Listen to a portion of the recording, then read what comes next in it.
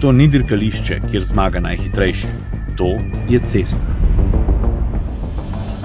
Tomas je najhitrejši in v cilju vedno prvi, pa kljub temu ne zmaga vedno.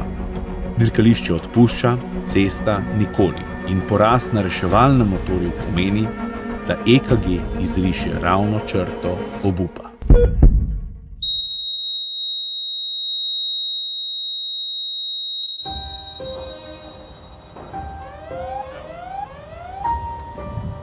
To je zgodba o najbolj nevarni, nepredvidljivi in hkrati najbolj srčni dirki.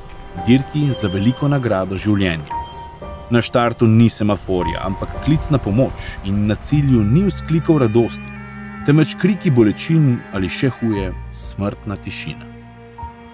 Si predstavljate dirko MotoGP, ki bi potekala v mestu ali na avtocesti, med dirkači pa bi vozili navijači v svojih avtomobilih. Da. Mi smo njihovi največji tekmeci, ki največkrat ne znamo izkoristiti vsak razpoložljivi centimeter asfalta. Tomas odkrito prizna, da gre včasih na milimetre. Ja, res, poskušaj se osredotočiti na vožnjo. To ugotavljaš, fakt on me ne vidi, dajmo malo, kaj me ne vidi, kam mu je, mislim, to je malo na knap preveč, dajmo se malo umiriti, pa tako med vožnjo moraš ves čas malo sam s sabo, se miriš, kakorkoli bi temu rekel, malo se popravljaš. Ko Tomas spelje, ni prostora za napake in modra luč ne pomeni absolutne prednosti. To je lahko čas malo vrljivo, zato sem mlajši kolega opozarjam, to ti ne daje nobene 100% garancije, da si ti najbolj pomemben tukaj v prometu. To je samo, da ti opozarjaš, jaz sem tukaj, pazite name, grem nekomu pomagati. Moraš vedno ti gledati, paziti nase, ker drugi ne. Če si ti na sebe pozabil, ne boš drugih tega pričakovati. Pa je v dirki za življenje sploh mogoče uživati v vožnji? Jaz mislim, da bolj v službi uživam na motoru, kot doma privat. Na to v nasvetu, kot motorist motoristu na dušo položi pomen znanja obvladovanja stroja. Ko narediš izpit, si sam naredil za to, da lahko voziš motor. Prvo pet na AMZS, pa tam se nauči motor prav voziti. Smrt je že dolgo nazaj sprejel kot del življenja. Na čeladi nima nalepk bogatih sponzorjev, ampak otroški risbici in imeni svojih hčerk. Tisti svetilnik, ki ga iz kaosa, pogube in nevarnosti vedno pripelje nazaj.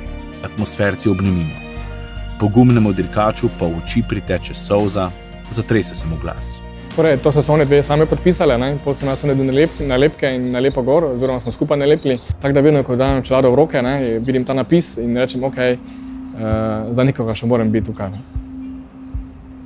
Je močen ta trenutek, ne? Ja, kar je. Da moram priti varno tja in da moram se še nazaj vrniti. In pol pomislim na njo in rečem, ok, da so doma nekje in sta fajn in je ok in se pomalo slišimo, pokličimo, kako sporočilce napišemo in to je to. Kaj pa na prizorišču nesreče? Je huje poslušati krike ali smrtno tišino? Naredim eno tako hitro triažo in tisti, ki so najbolj ogroženi, dobijo mojo prvo pomoč. Ne pomeni, da tisti, ki ful kričijo, da so to ravno tisti. Ponovno so tisti, ki so tiho, recimo. Poraz v dirki za življenje je absoluten. Na dan najhujšega poraza namreč je bil dovolj hiter, a žal nemočen. Do tistega mesta nesreče je bil tisti prizor tako res grozen. Torej, fantik je praktično bil, nesrečno padel pod prikolico tovornjaka, oče še vedno tam nas prosil. Pomagajte, vendar saj mu še vedno, premika se, pa smo samo nemo gledali, stali in nismo mogli nič kaj odgovoriti praktično, ker je to zelo neprijetno, nekomu reči, ja, morajo je. Konec koncev to otrok in tudi mi smo, ko gremo neke intervencije, kada so otroci povezani, malo drugače reagiramo. Zato tudi za nas to predstavlja nek trd oreh. In zakaj po stoletju za volanom še vedno izzivamo usodo? Nihče od nas si v bolečinah ne želi čakati na cilju dirke za življenje, a na cesti še vedno brez slabe vesti vozimo po robu. Jaz verjamem v to, da ljudje nič ne naredijo za nalašč. Mogoče se ljudje ne zavedajo dovolj odgovornosti, da je pač iz teh nekih majhnih stvari, ki včasih se 100krat nič ne zgodi, 101 pa se nekaj zgodi in pol takrat se za nazaj plačaš.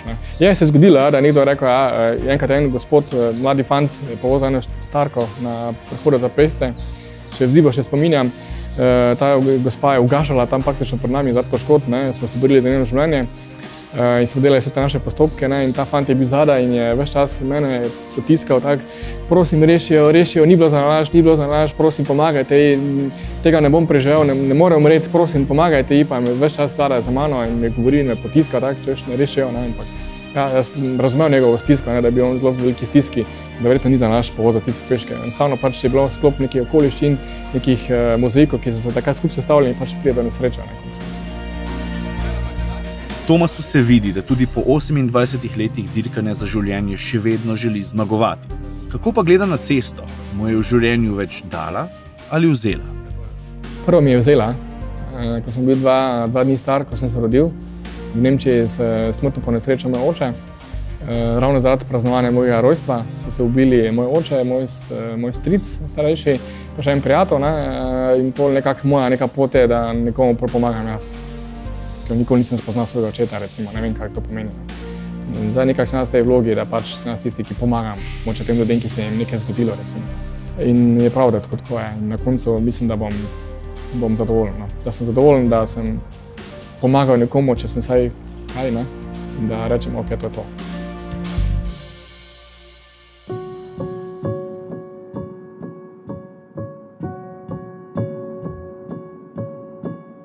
Bil je sobotni večer, ko je pod hišo na cesti strahovito počilo. Sledila je smrtna tišina in nekaj sekund zatem ječanje. Stekel sem s telefonom in prvo pomočjo. V mislih sem ponavljal Tomasove napotke, kaj narediti, da v cilju dirke za življenje tudi res zmagaš.